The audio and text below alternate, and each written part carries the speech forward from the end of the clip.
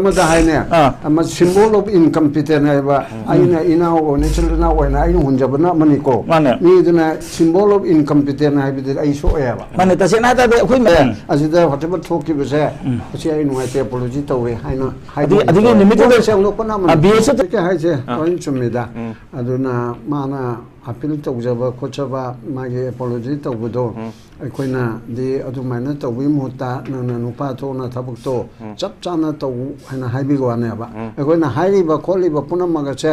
gamen chi ge hekta pora total mayok ta nate ba aphobo ba tore good phata ba torabdi cha oro isu oro to bad haibado aduda pibani da to gi indefinite blockade frying pan to fire ko tu na tawriba matam kakta ba athing ba se blockade haitare matam kakta na tawba national highway number 2 da tawba athing ba se machi asa ba khang degi amu mainung da ta ba duka chap manam pot am oire haibani amaram da nana hariba kai ki ni jela chom ongna ba haibido adu su yai ada chi da piana me lekona legal tam da habitar bidi ban blockade aduga general strike asi aina yade number 1 aina yade haibasi supreme court na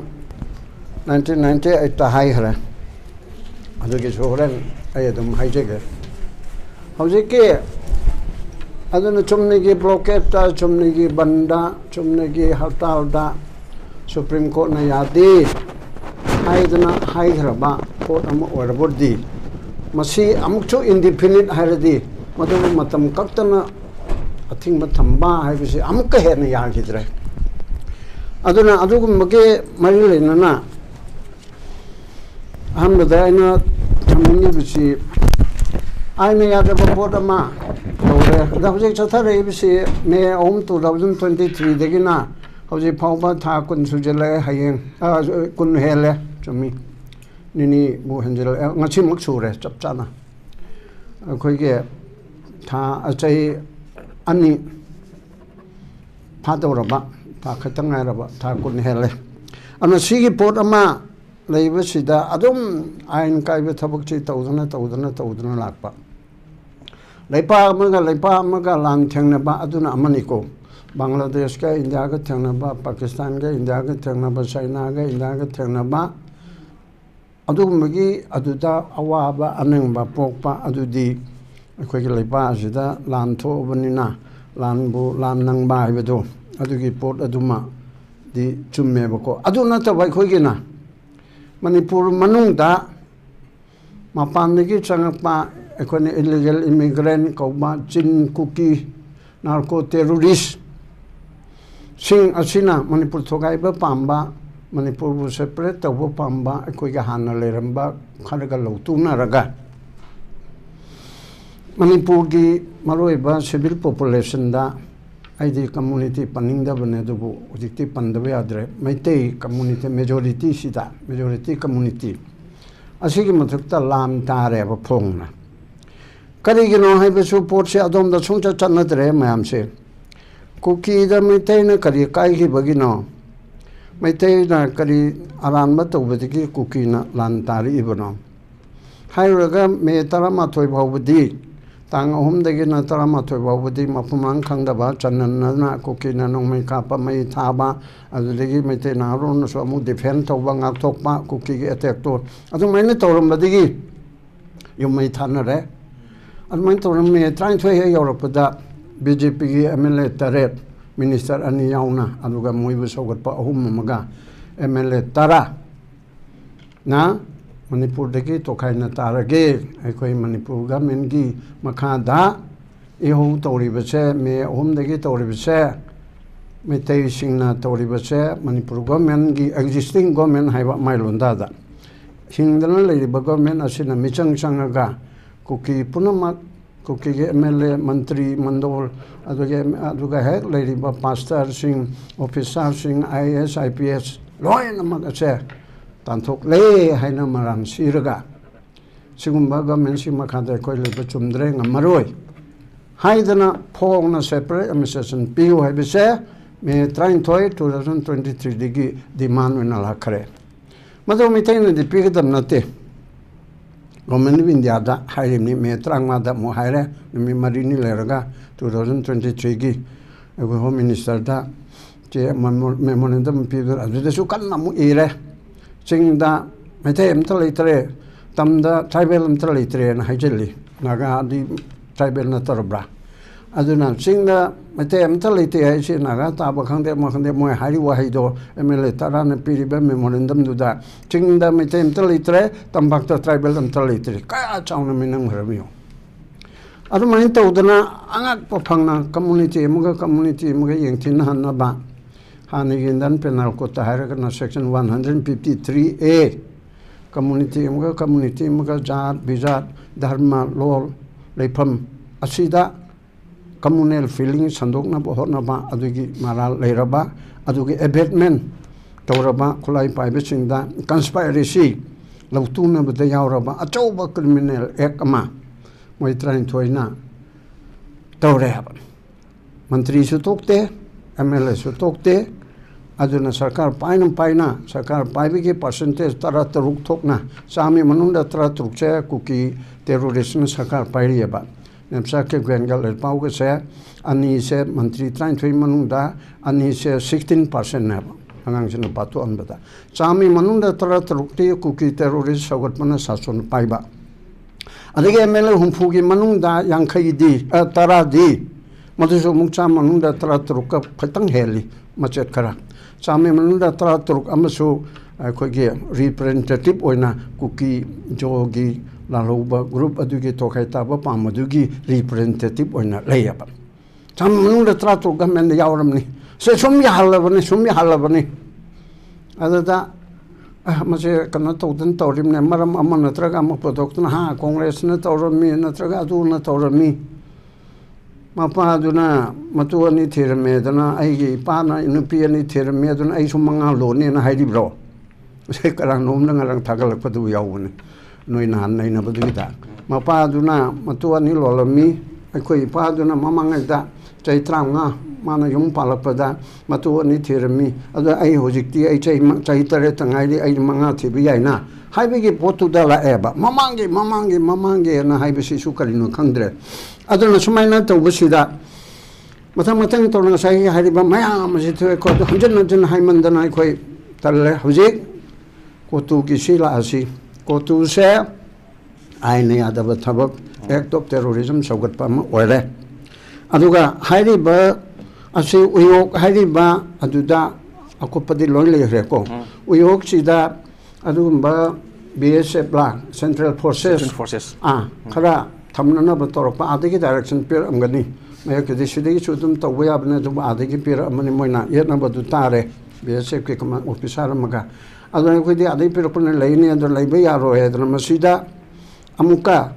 तंपाक्ता मितैगी युमदा नोंमै सुम कापसिन मा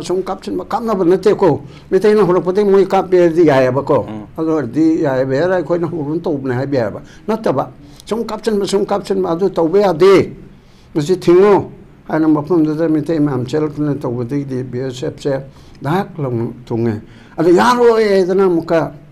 नुपी ma'am मैथी नुपीदी मतु तमीमनी अखोई police सिपाही थिंबीगा हाइसे असिग मतुदु थोक्तम परादि थोना form ओइना अनु cookie नुपीसिंगदुना खंगीब्रा खंगदब्रा ma'am मस्तन Hindi खरा ngang English खरा ngang दर नोइ चखरो अदु तौबगाइना ma'am दु थिंगनरे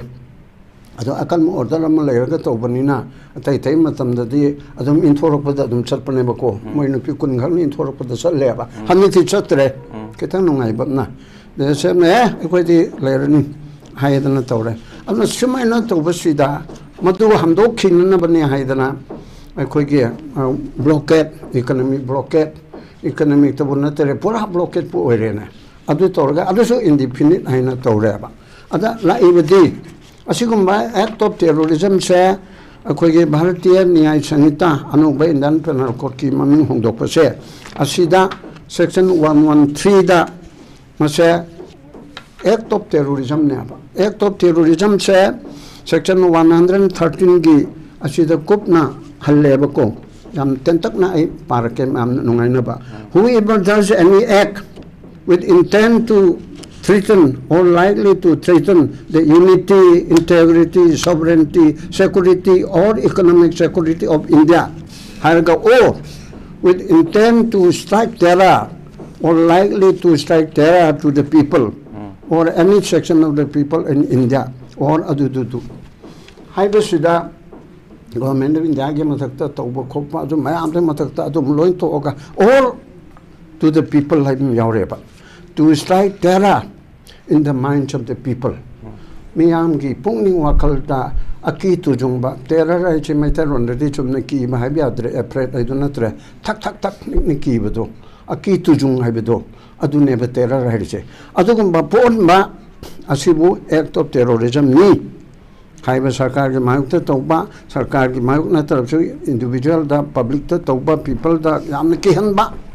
asini adugi di say mga digi ta da ba misi mina yauraga na life imprisonment amsung death sentence po ba na leire aduga amana MLA tara dugi yangaka hariba whoever conspire or attempt to commit or advocate or abet advise or incite directly or through facilitation act of terrorism masibu na koi na sogal iba do direct sogal iba maduda lautuna bada yauriba maduda advert or advice or sing do moisu dandi phangani haibane adordi ai lakning na sidade MLA tara dudi sige better oina moisu yaurana ba anu sumaina lakpasina akoi ge adig organized crime habam sulleri ai parpap thuna ning bani 111 111 ai besida koi miwe amman na traga kanglu kharana adum akakna ba thabak khara unlawful activity je sum taudana sumna aba organize oi ba karam man toraba adusu dandi pin na ba sai terrorist act tu ga manana asim sulere ba adun de ko tu na tawriba atai militant chingna terrorist ki activities tawriba singche masi ain go oi ba masi matik sab action lokat pam thopna ba ado laukat tabasina akoi moina naung chaubana ba adu hoje supreme court na su yade harabanina adu thingnana begi lambi du di ai horen second round so haige han bada samtang haramge aina manipur human commission gi chairperson oina thok toring da acting chairperson oring da ai koi ge sumoto case number 6 of 2019 haidan ama laukat ki adu gi matungina manipur sarkar da matam dugi Honorable Minister nasu welcome to Gibani. Adu matum dugi Speaker Kemcha nasu welcome to Gibani. Adu gumba kano sida akogi strike to wase masi gel kano se akogi economy blockade amasung ban se Supreme Court na yade haramina Kerala High Court ge lakpani. Adu yade haramina State Police Department na moi mathakta stringent action local law ani subada FR do promptly FR local law subada state home mamsung law na toraga state legislature da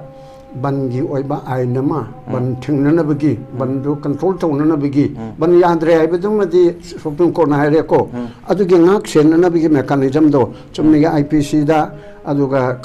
koge highway protection act ta aduga national highway act 1956 ta yauri bising adu khattana ngamdrabanina tongan ba special law ma ai ko ye concurrent su yaubanina state assembly da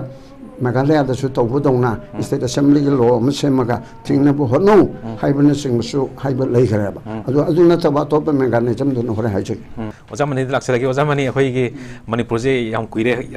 ozamani nai haije gi sahi ani phasal kadrum tha kun phara bane ba hojik phawba masi kari maram gi no lenga ki mekai dagi central lenga ki mekai dagi ngasi phawba solution puthokpa ngamde je kari maram gi no za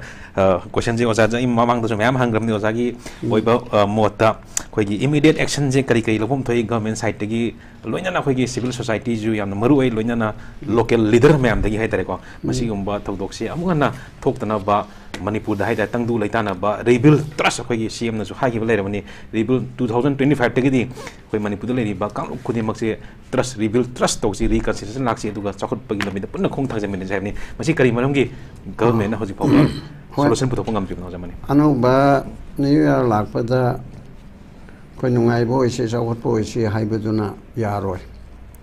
aduna id university gi rating ꯁꯤ ꯄꯤꯗꯦ ꯑꯩꯅ ꯄꯤꯕ ꯇꯥꯔꯒꯗꯤ ꯑꯩꯈꯣꯏꯒꯤ ꯄꯨꯛꯅꯤꯡ ꯋꯥꯈꯜ ꯁꯔꯀꯥꯔ ꯄꯥꯏꯕꯅ ꯄ꯭ꯔꯖꯥꯅ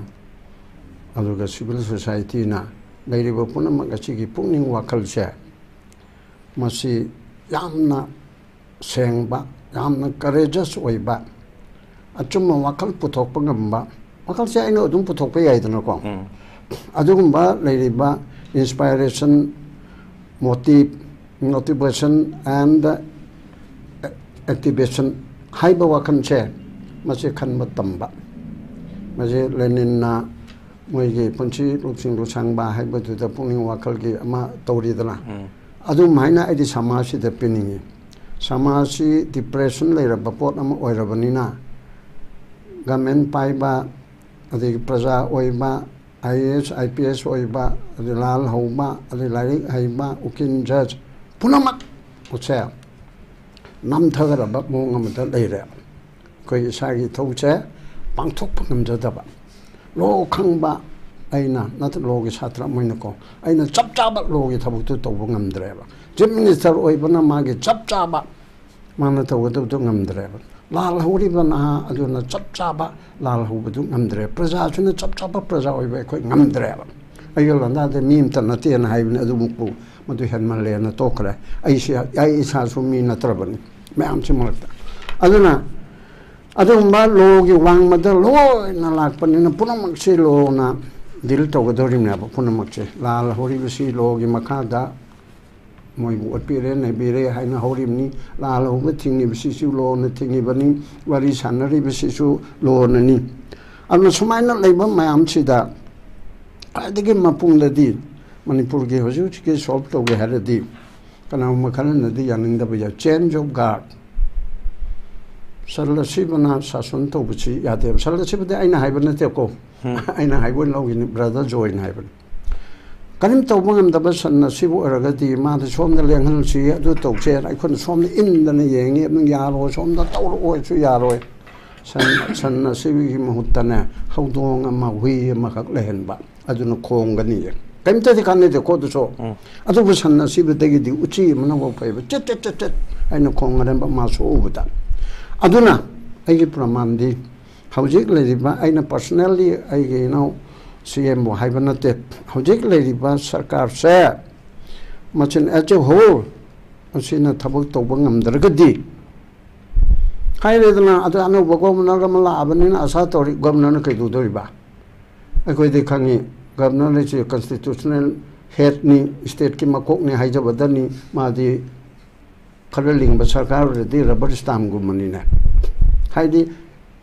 chief minister na luchima council of minister na tarak pawado mana soi to godam na amutang ga to bangam da yai assembly ge ga to ma thum to re dong na adun phana phaba governor la absu phana photable la absu council of minister gi advice to duine ba adu natragadi governor tu na hai na ringsin haragadi governor tu na hai raga cabinet mantri mandol hai no isi gi chimma propose to u kaina hai dog dong ai le ba eden advice council minister na to gudurip se sigi advice to o idana mana hai ga dab dong ai le ba tu di sonman la tra da aduna asam mada change of guard se hauji ki sarkar sina khona hanna hai hare ai sai now ni hogolo na so how e hogota na hojikti apology to re hare do apology do ma man thok pa tha na re apology hare de ai lan gare na piro haven ado di crime to ro ga man pi ma ma re to ro ga parman mani mi ma ma halu ga ai soi gare haidna ratna karna haibadadi yaiko ma mi ma hal ga matu cha sa e do kanoga barma ga kanoga indra na laktana tawribadu madi balmiki oigi madugi wari do hojikti yadreba hojikti langaraba accuse amana confess toraba ai mi halui mi channi ge yankai hatle aduna ai bunga piru apology to wi and yes ngapira ga nang jail do lero life imprisonment hairogadam ne bako aduna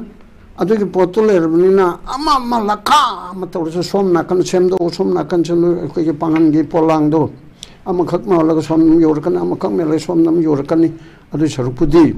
change of guard che masim tawraba aduma awonba ohongba malakan then ani chubada adu natragade otherwise no solution adage de adu hongbam chu hongdaba hongagade punama lakaduni surgical strike tawgadabni terrorist sing se namthanaba act of terrorism tawribse masi BJP gi zero tolerance hai haibadi terrorist sino da hantaba ama bangle hendaba haiba adugi poto manipur dadi 100 tolerance ki on wala gele chama tale hen gi bata chama mung da chama yokat ponne tawre madu surgical strike aduga akoge military crackdown police ki crackdown ase phajana as per provision of the law ase sanction ba ase masu yam mateng pangani then blockade ki damukta di khalalai blockade che law and order ki manung da chakadam sai tom chana haide chumdi chumin national koge highway se center ki ni but national highway du da law and order ki akaya thoi tori badudi state ki ne ba national highway masadu budi kano ki ni national highway ka akaya thoi lambi thong kai ba khotpa center ki ni adubu national highway du da manipur state chi ki lai ba mi singna kangpokpi ki mi du state ki mi ne dana aduna thugai ba ya khai ba pan tauraba kholaba adorati state na law and order di man pagedabani na state na control tawdabani madugi damukta aina sa hariba aina so human rights commission so 2019-20 ga daida tawre state assembly na ban thingna na bagi control tawna bagi law ma semu aduga hauji lairiba sida FIR mamam lokolu stringent measure lokolu haiba asigi mathakta blockade ki damukta di court of law da mamang da so khoi samang ne tawkibu mam legre aduriga tai na chum tawraga national highway gi nimi yam tawpa mayam mama mangani gi tawba tarani gi tawba matam de ko to ko lang leramdri adugumba UNC na tawre aduriga achum na tawre aduna tawre ga hin leibu matam do nimi chamani han tawba ko yawre no ko samudu gi bidi natre aduna tabada mari mangani tawba matam kaktana tawba hain leiram singdo matam do ga hati high court leiringa da aduriga hongna tawre ai samang ne petition oi ba yawre aduriga atoba thopa na oidana koi maru koi gi joy adana kana soijum likhai digi man su khada tawi adu mat tawba digi high court na akan order ta adana yaringa shoot that side photo oidana justice Sharma Jayan Sharma warmane maga brother Sujamni ga ani ki bench da aduma pochai chatpa kotpa ta thingi ba kholi ba singche masita kal di shoot at side photo to habi order photo yauna lei khara ba aduna sida di haining de sing dok kharani aduna khogi sarkar na lokot pe am de lokot piu aduga ko lom do su sisina khala ton lontak na hairage ko lom na su high court chalaga rangang sing draft to lerga khoi samang su lepe ai adu tawraga masi ban kan masi general strike kari blockade che masi thingna ba kan mo order ma tabiu central government amsing state government ge mathakta haina sanction bi ya ba amasu lei aduna ban khaktigi blockade khaktigi wani ko adu ban hangde blockade khangde ain kai ba act of terrorism toriba adu organized crime toriba mayam che masi da ko na wari sana ba wari de adu da sana ga tam nati ain kai ba thabak toriba ai gi umna changa ka huran ge no lai ba du huran ba ga ai ga masi mayam se to haina rabni huran ba du ga ai ga wari sagadro ai gi um thugai ba lai ba chaksang mai tharam mi du ga ngai ko nang sibok tang tharo sibok ti tharam ga nu ga na haigadro lotion ga dam ne amase act of terrorism me je terrorism lotion bai be je india government gi policy du su yaure terrorism mai be sidi pha ba pun ma da yadar ga di act of terrorism to du di hat pa ya ba hat ka dam ne ba man si bi gi tan di pi be yauri da na lo gi matungina aduna chu act of terrorism to ri ba aduna ni ne akoge kun ngak pachina nongmaina ka apaga akoge ku kelamento herma ga thengna bada moi manalite har che karigino sarkar na ngapi darabdi private defense hai nam yauri ba law da su IPC da ki BNS da su aibu ni khara na hat ke digila abodi aina haluk darga de aibu hat khip taraba adu de aina hat ka dabani adu ai chigum mamma yam se ai ko laikai gi on ai ko gi khun gi oina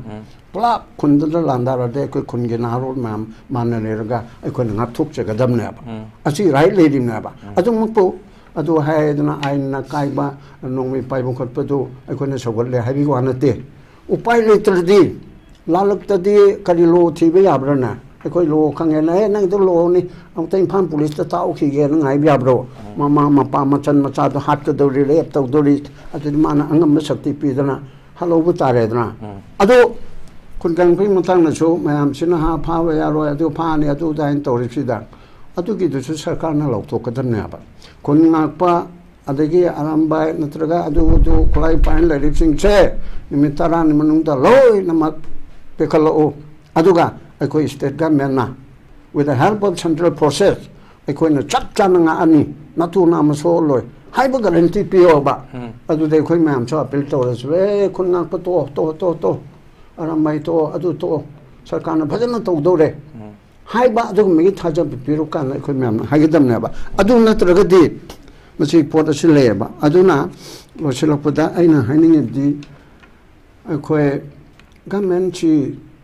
तमंद बगिने अखोयना हाइरिसे government ना ते वारो रंगनी तो तमंद बगिने नि होजिक नुपा तो 25 चंगे अदना असाम पिरसे बको अखोय जु government ची थागल लगे 25 चंगे होजे हौरोदना खुतिंग थो तौरो थारो येको तौगदब पोट पुनमक्तो हाना हानिगे न तुम खोगा आइदि नोंगाइ तबनिने ना हाइबुदु तोसी लेस हाय न खा चिक्तना अदो हायदर इनोसेंट पीपल हालो हाइबा नते इनोसेंट कुकी मैम दो हालो हाइबा नते लमहेन तु हेन बा एक्ट ऑफ टेररिज्म तौरिबदो थीरगा सर्जिकल स्ट्राइक जे चमतंग हारंग सर्जिकल स्ट्राइक जे कोई थांग थाबगुमनि डॉक्टरना थांग थाबदो मपंग दुदंग पंगथा हल्लेबा अदि कोई नुंग चंग नुंग अमा लेखरेना असे लोकतोपदा मा अतै तै मैम से सोनदेब जगा दुदंग हुटलगा पंगथा हलगा तोयबा अदु माइना कुकी टेररिस्ट हाइरिबल मेन तु हेनबदो मदु लेब जगा अदु फजना कोशिलेरगा सर्जिकल स्ट्राइक अदुदा थांग थाव अदुदा मोइदु लौथोउ फतबा मैम एक्ट ऑफ टेररिज्म दुबु लौथोउ हाइबनाबा अदुना असी पोट पुनमक असिदा अखोय प्रजासु भाब तामिनबा ताय अखोय ngangiba saiba तौरिबसिसु अमना महाय अमना महाय आंदे अखोय मपang कनो सिविल सोसाइटी के अमना बो हाय इसलिना अमना बो चीफ मिनिस्टर के शक्ति जे अखोय नाम संगदना पे ओइदना हायरसी अदु हायते सिसु करिगिनो बसिबो मंगोंदा मसादे याउजब पोट नत्रो लॉ एंड ऑर्डर से 356 तौरगा तुम चानु जो है ना खंगनी 356 तो तौरगा दे सरकार ले रोय लोय नो द आदर लोइन पाइखरनी ओ 352 इमरजेंसी तौर से लोइन पाइखरनी नतरगा दे 355 ओर भाउ द गवर्नमेंट से फदना लेगदम ने हाइलियाबा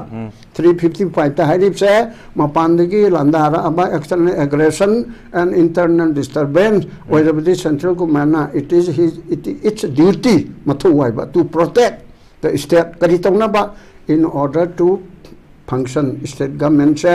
smoothly function तो वो याना बा करिए मखादा under the provision of the constitution constitution मखादा state government से फजन तो वो याजना बा central government मतेंग पांगनी ngatok pigani हाइबने बा not that government से लोन मस अमिसान लोन उसल लदुंग निना हाइबने ते लो दले रम दे बा भावना कनो दो नंगे यूनिफाइड कमांड चेयरमैन दो अदुनो ओहेलो हायरम बयाय चिन्ना को थोकपुदी गवर्नमेंट जो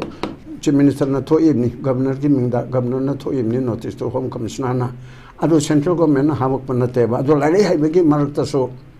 आइने हन हाइरे हाइबनते लाइले हाइबी मरक्तसो सेंट्रल गवर्नमेंट हाबचिल अबनिना होय अमरम दि चुम्मे माना नमफुदा थोकपुदी गवर्नमेंट ना नंग अदु तोर मावन हाबखो हारगो ऑर्डर दुदी गवर्नमेंट ना थोलिमने को सेंट्रल गवर्नमेंट ना थोकतेबा अदु वर्गसु असि पुनमगसे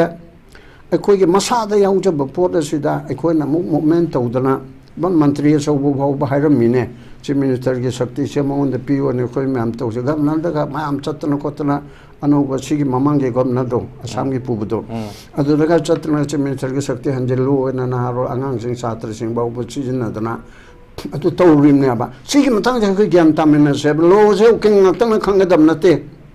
शांतजो खांगदमनी अफबजो खांगदमनी प्रजा पुनमक खांगदमनी उकिलना मागे अकुप्पा केस थंगनब मनुंगी लो कोर्टिदा माना खर हेना खांगबजो